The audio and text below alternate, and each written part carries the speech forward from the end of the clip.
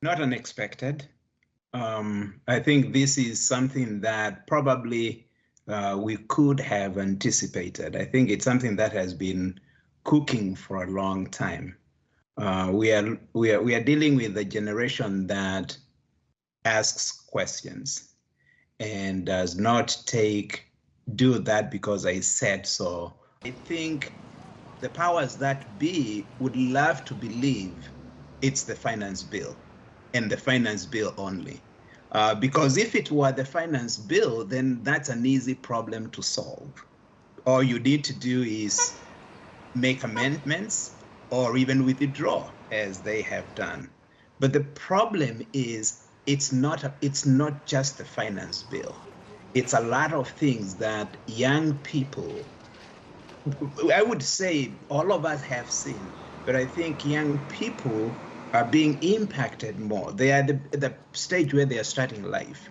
They are not being given hope. They are not seeing hope.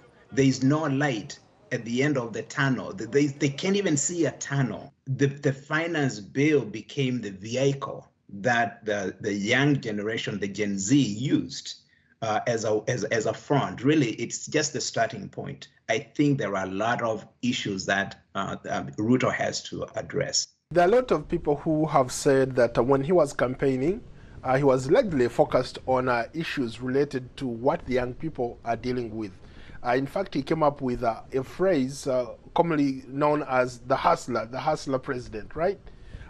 All these people, young people, looked up to him as somebody who was going to give them some hope, open up the government, give them jobs, create internships here and there, and do all sorts of things for young people. It's a generation that will hold you to account. If you promise them something, they will want to know that you delivered. And if you did not deliver, they want to know why.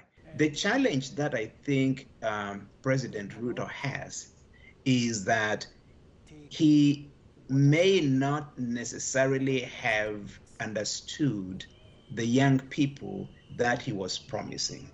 And that's because all his political career, he has fought a certain kind of an adversary that he could promise, and if he doesn't deliver and the adversary goes against him, he knew how to handle that adversary.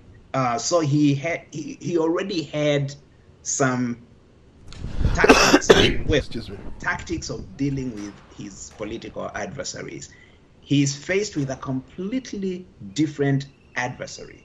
And I think he's a little bit frustrated, and you can see the frustration and anger when he speaks. He's a little bit frustrated because he doesn't have the tools and the weaponry to fight the new enemy.